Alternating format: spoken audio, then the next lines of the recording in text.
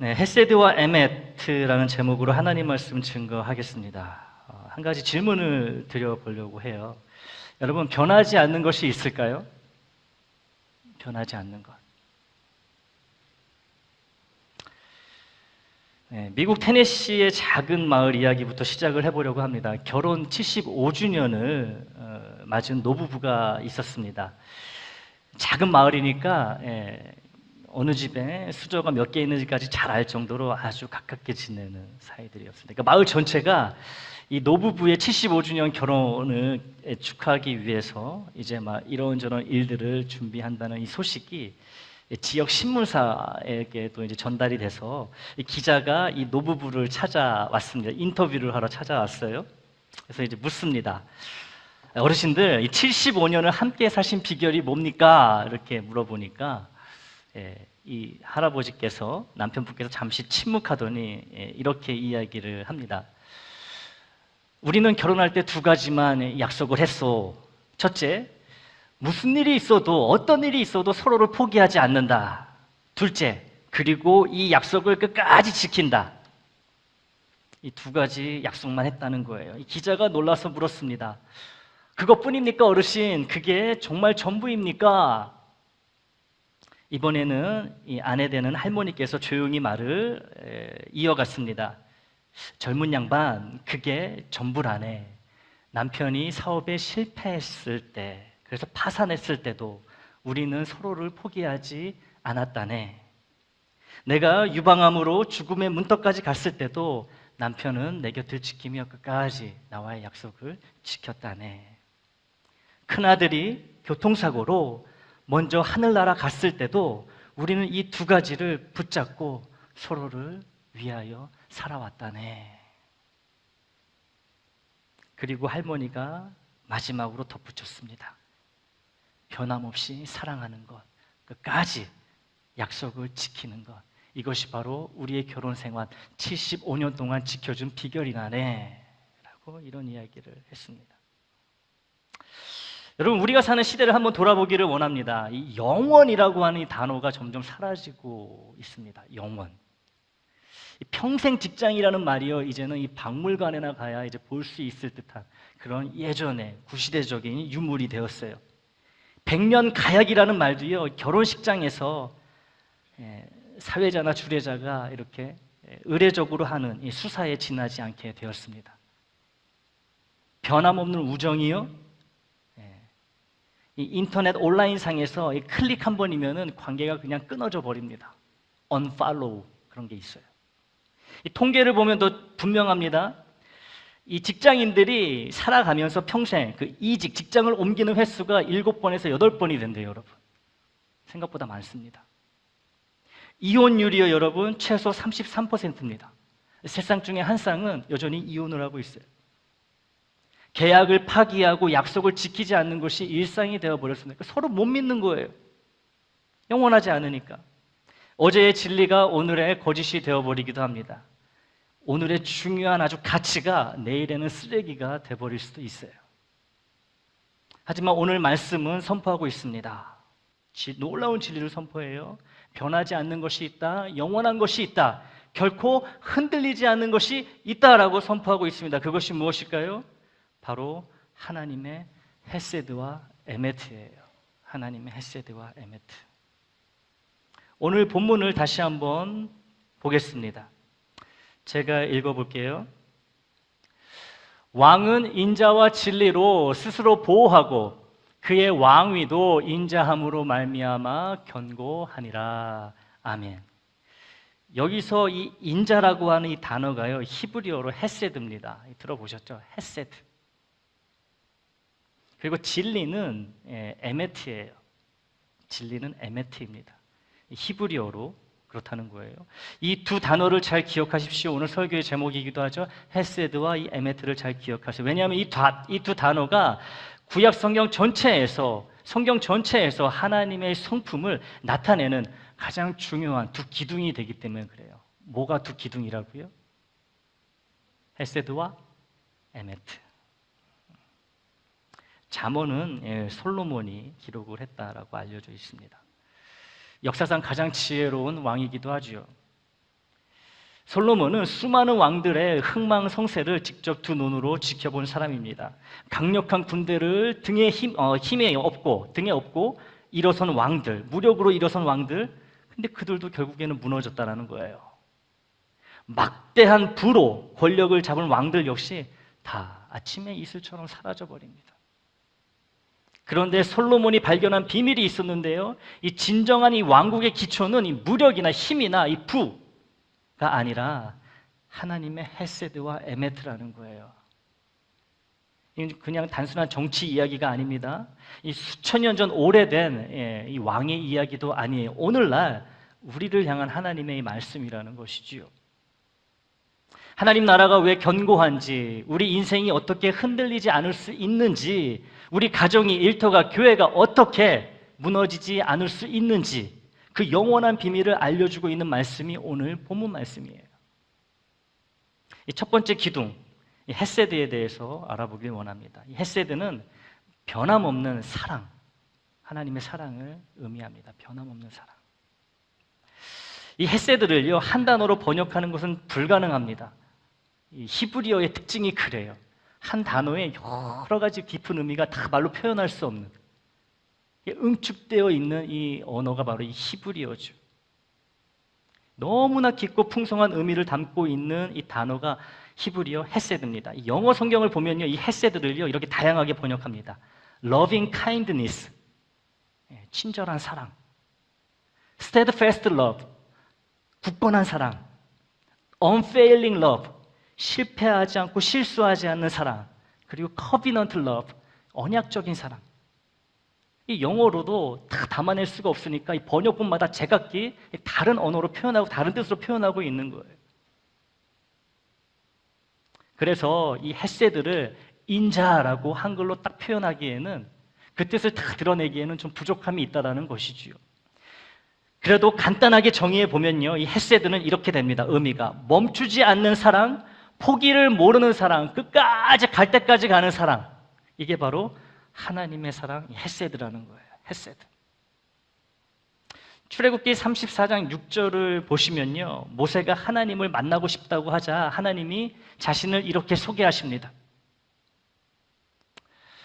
함께 읽어보겠습니다. 시작. 여호와께서 그의 앞으로 지나시며 선포하시되 여호와라 여호와라, 자비롭고 은혜롭고 노하기를 더디하고 인자와 진실이 많은 하나님이라. 아멘. 여기서 말하는 인자가 바로 이 헤세드입니다. 헤세드예요. 또 호세아를 아시죠, 여러분? 이 호세아. 요즘에 제 설교에 호세아가 자주 등장하고 있는데요. 하여튼 우리 교회에서 특별히 많이 언급되는 인물이 바로 호세아입니다. 오늘도 등장하고 있어요. 이 호세아 하면은 가장 아픈 사랑 이야기가 떠오릅니다. 너무나 가슴 아픈 사랑 이야기의 주인공이 호세아입니다. 하나님이 호세아에게 명령하셨지요. 어떤 명령을 하시죠? 가서 음란한 여인 고멜과 결혼하라라는 말을 합니다. 성생활이 난잡하게 그지없는 고멜이라고 하는 이 여인을 아내로 맞이하라고 말씀하세요. 사랑하라는 거예요. 충격적인 명령이죠. 여러분, 하나님의 말씀을 대언하는 선지자가 창녀와 결혼한다는 게 여러분, 이게 말이 됩니까, 사실? 근데 하나님이 이런 명령을 호세아에게 하십니다. 호세아가 별 수 없습니다. 선지자가 할 수 있는 게 뭐가 있겠습니까? 하나님 말씀하시면 그대로 해야죠. 순종합니다. 고멜과 결혼합니다. 자녀도 낳았습니다. 그런데 고멜이요, 이 옛버릇을 고치지 못하고 결혼하고 애를 낳고도 계속 바람을 피워댑니다. 한 번도 아니고 여러분, 여러 번 바람을 피워요. 급기야 집을 나가서 다른 남자와 살림을 차립니다. 여러분, 호세아의 마음이 어땠을까요? 결혼하신 분들은 아실 수 있잖아요. 어떤지. 배신감, 분노감, 수치심이죠. 아마 죽고 싶었을 거예요. 그런데 이런 호세아에게 하나님이 또 명령하십니다. 가서 다시 네 아내 고멜을 데려와서 사랑하라. 그녀를 다시 아내로 맞이해라 라고 말씀을 하세요. 여러분, 이런 사랑의 모습이 바로 헤세드라는 거예요. 우리를 향한 하나님의 사랑. 배신당해도 포기하지 않는 사랑, 상처를 받아도 끝까지 가는 사랑, 실망해도 다시 시작하는 사랑. 이 사랑의 모습을, 이런 헤세드를 하나님은 호세아를 통해 우리에게 알려주고 계신 것이죠. 우리가 받는 사랑이 여러분 이런 사랑이에요. 알고 계셨습니까? 여러분, 시편 136편은요 아주 특이한 시편이에요. 왜 특이하냐면 시편 136편은 26절로 이루어졌는데요, 1절부터 26절에 이르기까지 여러분 26개의 그 구절이 있잖아요. 매 절이 끝날 때마다 이 똑같은 후렴구로 마지막이 끝난다는 거예요.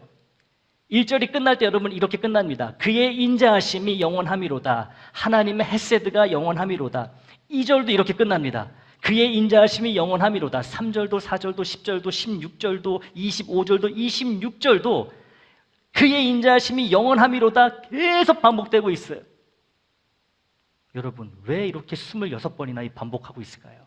하나님의 이 헤세드, 인자하심이 영원하다는 것을 왜 이렇게 반복하고 있을까?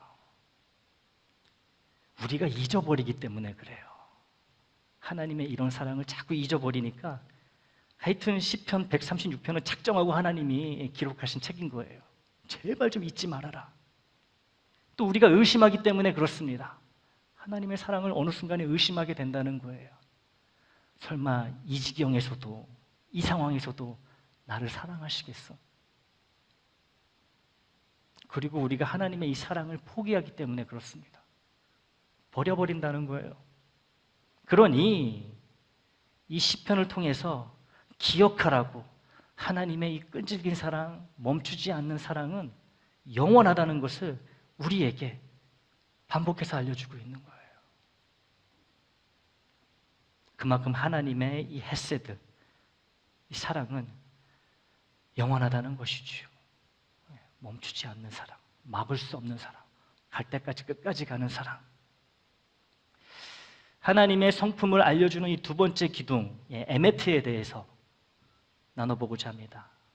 흔들리지 않는 진리라는 그런 의미를 가지고 있어요. 이 에메트는요, 진리, 진실, 신실함, 확실함, 이런 의미가 이렇게 복합적으로 녹아있는 단어입니다. 에메트. 이 단어의 어원이 재미있습니다. 이 단어, 이 히브리어 에메트의 이 어원은요, 이 아만이라고 하는 단어에서 나서 아만. 여러분, 아만 좀 익숙하지 않으신가요? 뭐가 익숙하죠? 우리가 잘 하는 말 중에 뭐가 있죠? 아멘. 우리가 하는 이 아멘이 여기에서 나온 거예요. 이 아멘이라고 하는 이 단어는요, 그래서 확실합니다, 이 틀림없습니다 라는 의미가 되는 거예요. 우리가 기도할 때 아멘 아멘 하잖아요. 분명합니다, 진리입니다, 변함없습니다, 이 의미가 바로 아멘이라는 것이죠. 이 에메트는요, 결국 변하지 않는 것, 흔들리지 않는 것, 영원히 참된 것이라는 의미를 가지고 있어요. 이 하나님의 에메트에 대해서 조금 더 같이 알아보길 원합니다. 이 민수기 23장 19절을 보시기를 바랍니다. 민수기 23장 19절, 여기에 하나님의 에메트가 잘 나오고 있어요. 같이 읽어봅니다. 시작. 하나님은 사람이 아니시니 거짓말을 하지 않으시고 인생이 아니시니 후회가 없으시도다. 어찌 그 말씀하신 바를 행하지 않으시며 하신 말씀을 실행하지 않으시랴. 아멘. 여러분, 우리는, 사람은 다 변합니다. 다 변덕스러워요. 어제 한 약속을요, 여러분, 오늘 취소하는 게 바로 우리입니다. 그러나 우리 하나님은 다르다는 것이지요. 인생이 아니시니 후회가 없으시고 거짓말도 아니하시고 말씀하신 바를 반드시 행하신다고 이렇게 이야기하고 있어요. 이게 바로 하나님의 에메트, 진리라는 거예요. 신실하심, 변함없으심. 예수님도 마태복음 5장 18절에서 이런 말씀을 하셨습니다. 진실로 너희에게 이르노니 천지가 없어지기 전에는 율법의 1.1획도 결코 없어지지 아니하고 다 이루리라. 아멘. 이 율법은 하나님의 말씀이지요. 하나님의 말씀입니다. 1.1획. 여러분 히브리어 이 알파벳, 우리나라처럼 우리 한글처럼 기역, 니은, 디귿 그런 게 이제 히브리어에도 있어요. 거기에 요드라고 하는 그런 일종의 히브리 알파벳이 있는데 점같이 생겼어요. 점. 그래서 여기서 말하는 1.1획은요 바로 그 요드 하나까지도, 이 점 하나도 변하지 않는다는 의미가 되거든요. 그만큼 하나님의 이 말씀은, 하나님의 이 진리는 이 변함이 없다는 것입니다. 신실하시다는 거예요. 말씀하신 건 그대로 점 하나 바뀌지 않고 바꾸지 않으시고 그대로 지키시는 분이 우리 하나님. 그 하나님의 그런 속성을 나타내는 것이 바로 에메트라는 거예요. 에메트. 여러분, 오늘날 사람들이 뭐라고들 이야기를 하지요? 절대적인 진리는 없다라고 이야기합니다. 그래서 교인들을 싫어하는 거예요, 여러분. 우리가 왜 그렇게 세상으로부터 여러분 지탄을 받는지 아시나요? 물론 우리가 말씀대로 못 살아가지고 그렇죠. 그런 것도 있지만 우리가 말씀대로 잘 살아도 세상은 우리를 계속 공격합니다. 계속 비난해요. 왜냐하면 세상이 듣고 싶은, 특히나 요즘 같은 세상에 세상이 듣고 싶은 건 뭐냐면은, 야 예수쟁이들, 내가 니네 믿는 거 믿음 인정해 줄 테니까 니들도 우리가 믿는 거 인정해 줘, 이거거든요. 근데 우리는 그럴 수 있어요, 없어요? 예수 외에는 이 하늘 아래 구원받을 이름이 있어요, 없어요? 없어요. 그러니 우리 거짓말을 못 하잖아요. 야, 그거는 근데 구원이 없어라고 말할 수밖에 없잖아요. 그러면은 이제 열받는 거예요, 세상 사람들은. 야, 씨, 우리는 니네 인정해 주려고 그러는데 니네는 왜 우리를 인정을 안 해? 계속 공격하는 거예요. 어쩔 수 없습니다, 여러분. 어쩔 수 없어요. 요즘 세상은 더 그래요. 절대적인 진리는 없다. 너의 진리와 나의 진리는 다르다. 상황에 따라 진리도 변한다. 그냥 네 진리도 진리고 내 진리도 진리고 그냥 다 두루두루 진리라고 이야기하고 지내자. 학교의 강의실에서, TV 토론 프로그램에서, 인터넷 SNS 댓글창에서 이런 말들이, 우리 서로 존중해 주자, 서로의 진리가 진리라고 이해해 주자, 이런 말들이 넘쳐난다는 거예요. 이게 포스트 모더니즘입니다. 해체주의고요, 상대주의라고 하는 거예요. 강력한 적 그리스도죠. 우리는 예수 외에는 진리가 없는데 세상은 예수도 진리고 석가모니도 진리고 알라도 진리고 모하메드도 진리고 공자도 진리고 다 진리하자 그러거든요. 우리는 그럴 수가 없잖아요. 그래서도 안 되고. 그러니 여러분 괴로운 거죠, 우리는. 하지만 우리가 낙심할 필요가 없습니다. 성경이 분명히 말하고 있기 때문에 그래요. 변하지 않는 진리가 분명히 있다고, 영원한 기준이 있다고 성경은 오늘도 우리에게 이야기하고 있습니다. 여러분, 항해하는 배를 생각해 보시기 바랍니다. 거대한 폭풍이 몰아쳐도 이 집채만한 산채만한 바다가 높아도요, 이 나침판의 이 북극은 변하지 않습니다. 그렇죠. 하나님의 진리가 바로 우리 인생의 나침판이 된다는 거예요. 여러분, 진리가 자꾸 바뀐다고 생각해 보세요. 여러분, 북쪽이 맨날 바뀐다고 생각해 보세요. 어떻게 사실 거예요, 여러분? 해가 오늘은 분명히 저희가 동쪽이어가지고 오늘 여기 뛰었는데 동쪽이 바뀌어버려, 내일 아침에. 저 머리 뒤에서 막 해가 막 올라와요. 어떻게 되겠습니까? 이것처럼 여러분, 우리 인생의 나침반, 변하지 않는 진리가 있는데요, 바로 하나님이시라는 거예요. 세상이 아무리 이것이 새로운 기준이다, 아무리 이렇게 외쳐도, 이것이 시대의 흐름이다라고 아무리 외쳐도 하나님의 진리는 변해야 안 변해요? 안 변한다는 거예요. 안 변합니다. 그러니까 여러분, 흔들리면 안 되는 거예요. 예수 믿는 사람이 흔들리면 안 됩니다. 세상이 뭐 어떻게 된다 저렇게 된다, 흔들리면 안 됩니다. 여러분, 이 헤세드와 이 에메트, 이 두 가지 이 속성을 가장 완벽하게 삶으로 보여주신 존재가 있습니다. 바로 예수님이세요. 예수님이 어떻게 이 헤세드, 이 끈질긴 사랑, 막을 수 없는 사랑의 모습과 에메트, 흔들림 없는 이런 진리를, 참 이렇게 같이 가기 힘든 이 두 가지를 어떻게 잘 조화를 시키셨는지 우리가 한번 예수님을 통해서 배워보기를 원해요. 가늠한 여인 사건입니다. 요한복음 8장에 나오죠. 가늠하다가 여러분, 현장에서 여인이 잡혀옵니다. 바리새인들을 비롯한 이스라엘 사람들이 다 돌을 들었습니다. 예수님 앞에 이 여인을 던져놓고요, 뒤에서 다 돌을 들고 있는 거예요. 왜냐하면 율법대로라면 가늠하다 잡힌 여인은요, 돌로 쳐서 죽여야 되는 거거든요. 법이 그래요. 법이 그래요. 그런데 이 돌을 든 이 사람들의 이 모습 속에는 여러분, 진리만 있었습니다. 진리. 율법에 대한 진리만 있었어요. 가늠하다가 잡힌 사람은 돌로 쳐서 죽여라. 진리만 있고 사랑이 없었다는 것이죠. 사랑이. 이 에메트만 있고 헤세드가 없었던 거예요. 예수님이 말씀하시지요. 우리 모두가 너무나 잘 알고 있는 말씀입니다. 뭐라고 말씀하시죠? 너희 중에 죄 없는 자가 먼저 돌로 치라라는 말씀을 하십니다. 이 말을 들은 사람들이 하나둘 돌을 내려놓고 떠나갔죠. 나이 많은 사람부터 먼저 돌을 놓고 돌아섰습니다.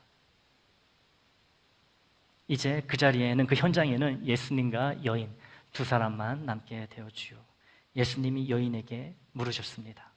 여자여, 너를 고발하던 그들이 어디 있느냐? 돌을 들고 너를 쳐 죽이려던 그들이 어디 있느냐? 여인이 주위를 돌아봅니다. 아무도 없거든요. 주여 없나이다 라고 대답을 하죠. 이때 예수님이 딱 두 마디 선언을 그 여인에게 하십니다. 첫 번째 선언은 이거예요. 나도 너를 정죄하지 아니한다. 여러분, 이것이 바로 헤세드입니다. 사랑이에요. 이 여인이 어떤 여인이든 간에 막을 수 없는 사랑으로, 끊을 수 없는 사랑으로 주님이 사랑을 먼저 선포하십니다. 근데 여기서 멈추지 않고요, 헤세드에서 멈추지 않고 헤세드에서 에메트로 다시 옮겨갑니다. 이어져요. 어떤 말씀을 하세요? 가서 다시는 이런 죄를 범하지 말아라 라고 말씀하십니다. 여러분, 이 여인에게 용서만 있었다면, 나도 너를 정죄하지 않는다, 이 말씀만 있었다면 이거는 방종이 됐을 것입니다. 이 여인이 용서받았으니까 가가지고 또 그런 짓을 할지 몰라요. 반면에 헤세드, 나도 너를 정죄하지 않는다, 이 말씀은 안 하시고 다시는 죄를 범하지 말라, 이 정죄만 있었다면, 에메트만 있었다면 여러분, 이 여인에게는 절망이 됐을 거예요. 아, 나는 여전히 용서받지 못했구나. 난 여전히 죄인이구나. 그런데 우리 예수님은 나도 너를 정죄하지 않는다, 그러니 가서 다시는 죄를 범하지 말라, 이 헤세드와 에메트, 이 변함없는 사랑으로 용서를 하시고 또 한결같은 진리로 여인을 죄에서 이끌어내셨다는 것이지요. 놀랍지 않습니까? 둘 다 주셨다는 거예요. 둘 다. 또 한 가지 사건, 십자가 사건을 우리가 빼놓을 수가 없겠죠. 여러분, 십자가에서 무슨 일이 일어났죠? 하나님의 사랑이 극치에 달했던 그 장소가 바로 십자가죠. 독생자를 아끼신 장소가 십자가입니다.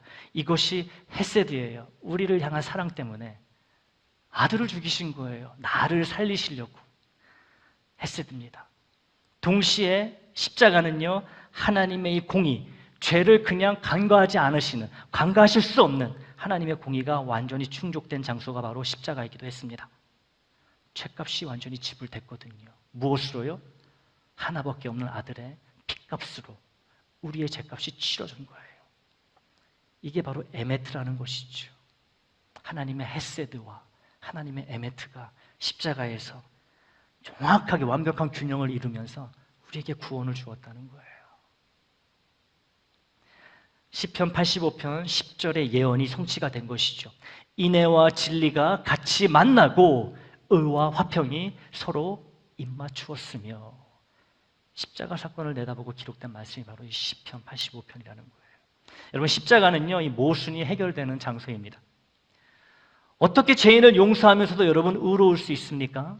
어떻게 죄인을 사랑하면서도 거룩할 수 있습니까? 근데 하나님은 십자가를 통해서, 우리 예수님을 통해서 이 어려운 일을, 불가능한 일을 가능으로 만드셨다는 것이지요.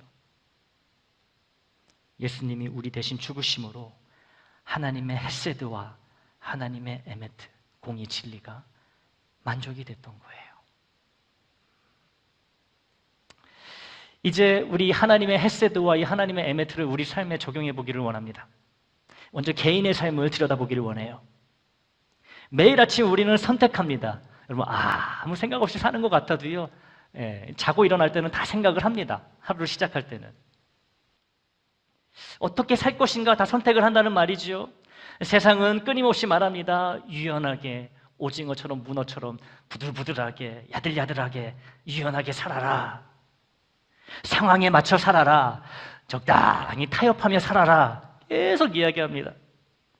하지만 우리는 선택해야 돼요. 헤세드의 사람이 될 것인가, 에메트의 사람이 될 것인가. 우리의 선택은 뭐가 되어야 될까요? 둘 다의 사람이 되어야 되는 거예요. 나에게는 분명한 기준과 원칙이 있다는 것이죠. 하나님의 헤세드와 하나님의 에메트, 하나님의 사랑과 하나님의 진리, 거기에 따라 살아간다는 것이죠. 또 우리는 매일 실패하기도 합니다. 여러분, 약속을 잘 어기지요. 또 사랑이 식어갑니다. 진리를 잘 타협해요. 우리의 모습이에요. 그때 기억하시기를 바랍니다. 하나님의 헤세드, 나를 향한 이 막을 수 없는 사랑은 끝나지 않는다는 거예요. 내가 실패했을 때조차도. 예레미야 애가 3장 22절 23절 말씀을 읽어드립니다. 하나님의 헤세드를 기억하는데 이 말씀이 도움이 되기를 원합니다. 여호와의 인자와 긍휼이, 여기서 인자가 헤세드죠, 무궁하심으로 우리가 진멸되지 아니함이니이다. 이것들이 아침마다 새로우니 주의 성실하심이 크시도소이다. 아멘. 실패하셨을 때 하나님의 이 끊이지 않는 사랑을 꼭 기억하시고 붙드시기를 바라요. 붙드시길 바랍니다. 가정에서 이 헤세드와 에메트를 어떻게 실천해야 될지 한번 살펴보겠습니다. 먼저 부부관계입니다. 헤세드를 서로 간에 실천하시기를 바라요. 부부 사이에. 여보, 당신이 변해도 내 사랑은 변하지 않아. 그 눈을 여러분 지극히 한번 이렇게 쳐다보시면서 얘기하시는 거예요. 당신이 변해도 내 사랑은 절대 변하지 않아. 저도 듣고 싶습니다. 또 이렇게 말해주는 거예요.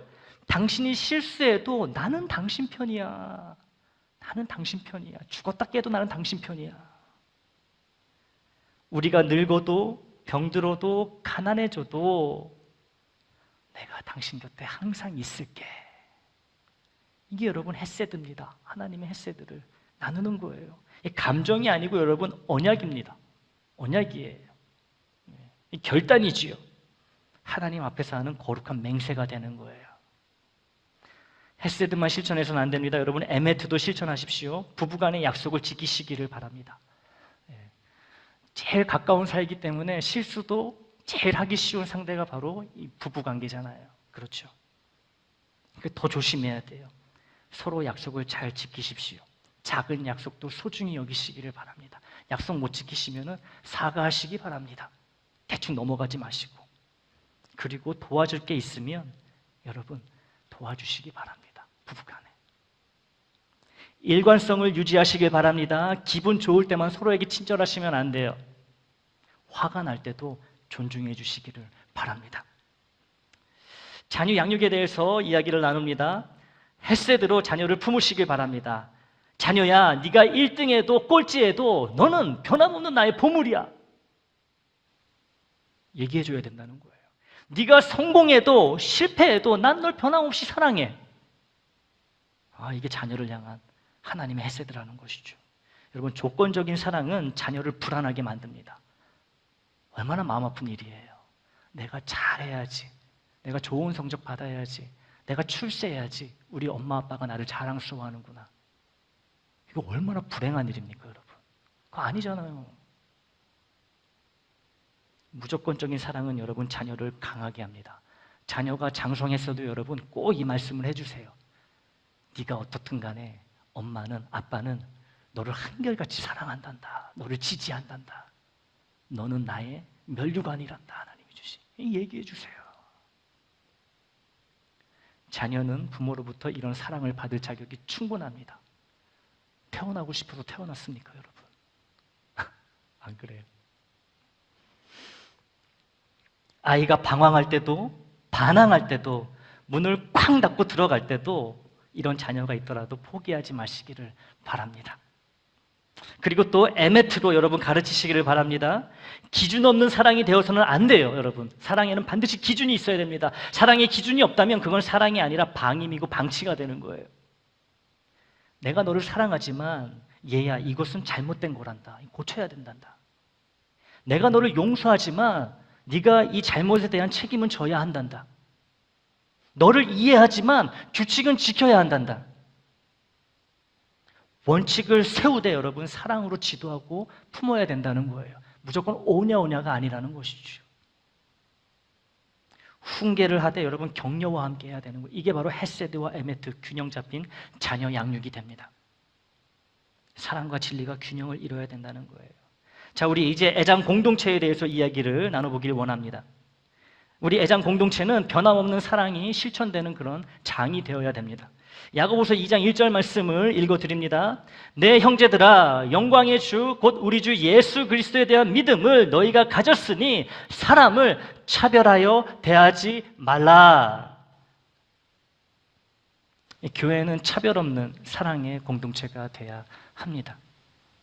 부자도 가난한 자도 배운 자도 못 배운 자도 건강한 자도 병약한 자도 모두가 다 한 가족이에요.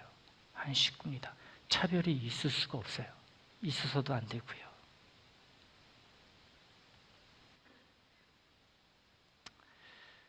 그리고 또 우리 애장은 한결같이 진리를 수호하는 그런 하나님의 전이 되어야 됩니다.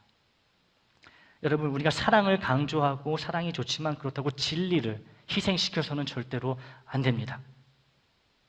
갈라디아서 6장 1절 말씀을 읽어드립니다. 잘 들으시길 바라요. 형제들아, 사람이 만일 무슨 범죄한 일이 드러나거든 신령한 너희는 온유한 심령으로 그러한 자를 바로잡고, 어떻게 하래요? 온유한 심령으로 그러한 자를 바로잡으라고 이야기합니다.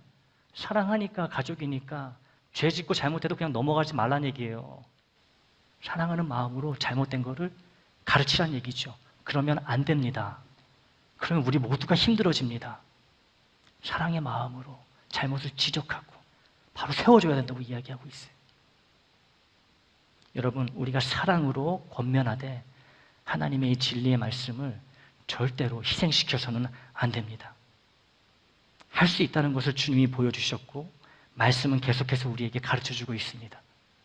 배운 대로 말씀대로 하면 되는 거예요. 죄는 미워하되 우리가 사람은 사랑해야 되겠죠. 우리가 이 원칙을 지켜야 됩니다. 사람 사랑한다고 그 사람이 지은 죄까지 우리가 안고 가서는 안 되는 거예요. 안 됩니다. 여러분, 직장과 사회에서 우리의 모습도 한번 돌아볼 필요가 있습니다. 직장에서의 헤세드와 에메트에 대해서 이야기해 볼게요.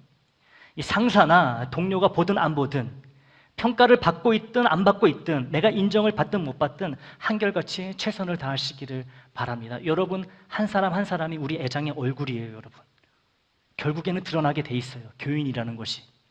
그러면 어느 교회 다니는지도 드러나게 됩니다. 그 교회 담임 목사가 누구고 다 드러나게 돼 있어요.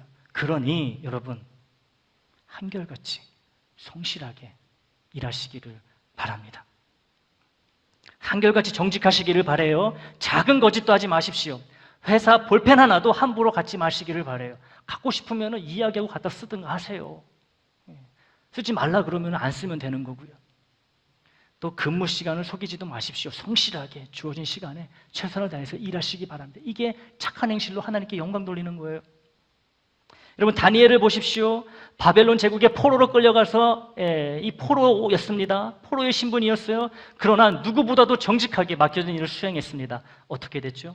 그 거대한 제국의 총리가 됐습니다. 성실했기 때문에 그래요. 정직했기 때문에. 이것이 바로 직장에서의 헤세드와 에메트가 됩니다. 여러분, 이웃과의 관계에 대해서도 우리가 생각해 볼 필요가 있어요. 마주치게 되면 여러분 먼저 인사하십시오. 먼저 인사하세요. 쓰레기 버릴 때 이웃 것이 옆에 있으면 좀 같이 도와주세요. 들어주세요. 그리고 주차할 때 여러분 좀 배려해 주시기를 바랍니다. 마트 같은 데 가가지고 배려해 주세요. 이득이 없어도, 상대방으로부터 감사 인사 없어도, 오히려 무시를 당해도 계속 친절하십시오. 그게 주님이 원하시는 거예요. 주님이 영광 받으시는 길입니다. 절대 손해보게 안 하세요. 또 한결같이 이웃에게도 신실하십시오. 빌린 것이 있다면 여러분 반드시 돌려주시기를 바랍니다. 그리고 이웃에게 말한 것이 있으면 실천하시기를 바라요. 그게 착한 행실입니다. 주님께 영광 돌리는. 마지막으로 권면을 드리고 도전을 드리고자 합니다.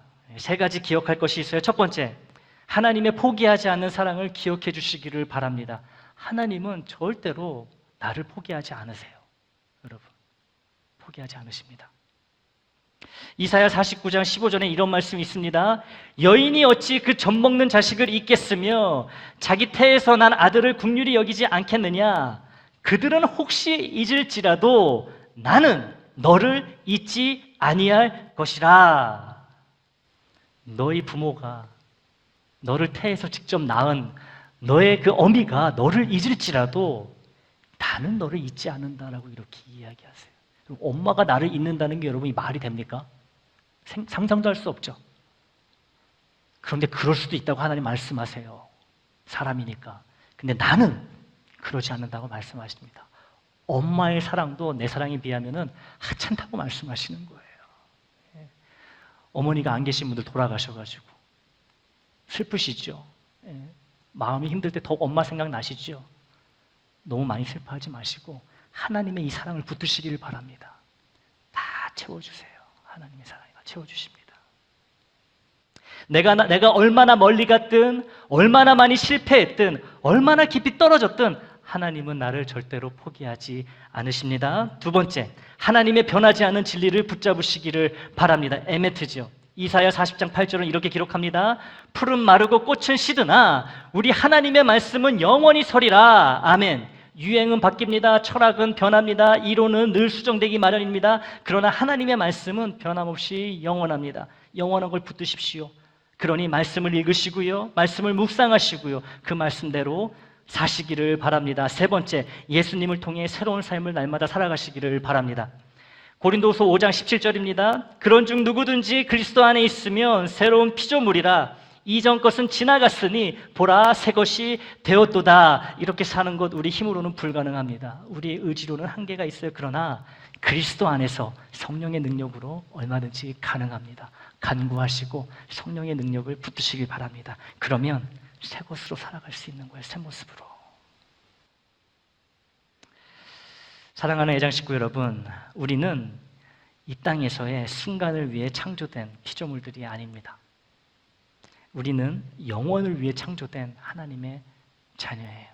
그렇기 때문에 이 땅의 일시적인 것에 만족할 수 없습니다. 여러분, 예수를 안 믿는 사람들도 여러분 금방 질려합니다. 인생이 허무하네, 어쩌네, 뭐 고해네, 어쩌네. 왜 그래요? 그들도 다 하나님의 형상을 갖고 있기 때문에 이 세상의 것으로는 만족이 안 되는 거예요. 우린 더더욱 그렇죠. 하나님의 자녀인 우리는 일시적인 것에 만족을 할 수가 없습니다. 우리는 변하는 것에 안주할 수 없어요. 그래서 하나님이 변함없는 사랑, 헤세드를 주셨고요. 한결같은 진리, 에메트를 우리에게 주신 것입니다. 말씀을 통해서. 이제 우리 차례입니다. 테네시에, 오늘 설교 서두에 말씀드렸던 테네시의 그 노부부처럼 75년을 한결같이 사랑한 그들처럼 여러분 작은 것부터 시작하시기를 바라요. 오늘 한 약속부터 지키시기를 바랍니다. 오늘 만난 사람부터 사랑하시기를 바라요. 포기하지 마십시오. 끝까지 가시기를 바랍니다. 하나님의 헤세드와 에메드를 붙들고 하나님이 우리를 포기하지 않으시듯 우리도 사랑을 포기하지 맙시다. 하나님의 진리가 변하지 않듯이 우리도 진실함을 잃지 맙시다. 변함없는 사랑과 한결같은 진리 위에 굳게 서서 흔들리는 세상 속에서도 흔들리지 않는 하나님 나라 백성으로, 또 무너지는 시대 속에서도 무너지지 않는 믿음의 사람으로 살아가게 되시기를 우리 예수 그리스도의 이름으로 간절히 축원합니다.